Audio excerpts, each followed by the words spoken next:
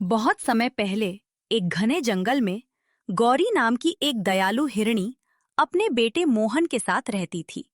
गौरी पूरे जंगल में अपनी अच्छाई और मददगार स्वभाव के लिए मशहूर थी। कोई भी जानवर मुसीबत में होता तो गौरी उसकी मदद करने के लिए सबसे पहले पहुंच जाती। एक दिन गौरी और मोहन जंगल के बीचों बीच एक बड़े बरगद के पेड़ के नीचे आराम कर रहे थे। तभी अचानक उन्हें किसी के दर्द से कराहने की आवाज सुनाई दी।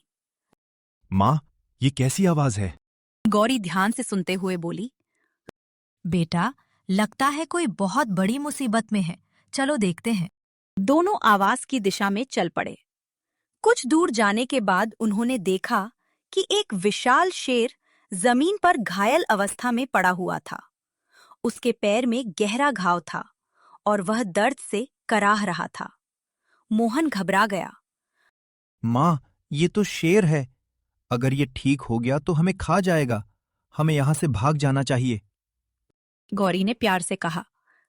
नहीं बेटा, किसी की मदद करते समय ये नहीं देखना चाहिए कि वह दोस्त है या दुश्मन। अभी यह मुसीबत में है और इसे हमारी जरूरत है। लेकिन माँ, आपने ही तो कहा था कि शेरों से दूर रहना चाहिए। हाँ बेटा, लेकिन दया सबसे बड़ा धर्म है। अगर हम इसे छोड़कर चले गए तो ये मर जाएगा। शेर घायल होने के बावजूद उनकी सारी बातें सुन रहा था। गौरी जंगल से कुछ जड़ी बूटियां लेकर आई और शेर के घाव पर लगाने लगी। कुछ देर बाद शेर को आराम मिलने लगा। गौरी मुस्कुराकर बोली, आप चिंता मत करो, कुछ दिनों में तुम पूरी तरह ठीक हो जाओगे। ये कहकर वो अपने बेटे के साथ वहां से चली गई। शेर उनकी ओर देखता रह गया। उसके मन में पहली बार किसी छोटे जानवर के लिए सम्मान पैदा हुआ। अगले कई दिनों तक शेर उसी जगह आराम करता रहा। उसका नाम सूरज था। वह सोचता रहता, जिस हिरनी को मैं कभी अपना शिकार समझता था, उसी ने आज मेरी जान बचाई है। धीरे धीरे सूरज पूरी तरह ठीक हो गया। उसने मन ही मन एक वादा किया, अगर कभी गौरी मुसीबत में होगी तो मैं उसकी रक्षा जरूर करूंगा।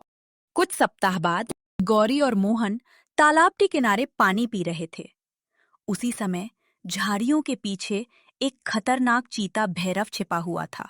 उसकी नजर दोनों हिरणों पर पड़ गई। आज तो मेरा भोजन खुद मेरे सामने आ गया। गौरी ने भी भैरव को देख लिया। वो तुरंत समझ गई कि खतरा बहुत बड़ा है। उसने अपने बेटे से कहा, मोहन, अभी इसी वक्त घर की ओर भागो, पीछे मुड़कर मत देखना। लेकिन माँ, जैसा मैं कह रही हूँ वैसा करो। मोहन आंखों में आंसू लेकर भाग गया। भैरव उसका पीछा करने ही वाला था कि गौरी दूसरी दिशा में दौड़ पड़ी। बहुत चालाक हो। अपने बच्चे को बचाने के लिए मुझे अपनी ओर खींच रही हो। और वह गौरी के पीछे दौड़ पड़ा। काफी देर तक भागने के बाद गौरी थक गई। अब उसमें दौड़ने की ताकत नहीं बची थी। वह एक चट्टान के पास रुक गई। कुछ ही क्षणों बाद भैरव वहां पहुंच गया। वह हंसते हुए बोला, अब भागो, कहाँ गई तुम्हारी तेजी? गौरी ने हाथ जोड़कर कहा, मुझे खा लो, लेकिन मेरे बेटे को छोड़ दो। पहले तुम्हें खाऊंगा, फिर तुम्हारे बच्चे को भी ढूंढ लूंगा। गौरी की आंखों में आंसू आ गए। उसे अपने बेटे की चिंता सताने लगी। जंगल गूंज उठा। जैसे ही भैरव हमला करने आगे बढ़ा, अचानक पूरे जंगल में एक भयंकर दहाड़ गूंज उठी। रुको! आवाज इतनी शक्तिशाली थी कि पेड़ों पर बैठे पक्षी भी उड़ गए। भैरव ने पीछे मुड़कर देखा। उसके सामने एक विशाल शेर खड़ा था। वह कोई और नहीं बल्कि सूरज था। भैरव डर गया।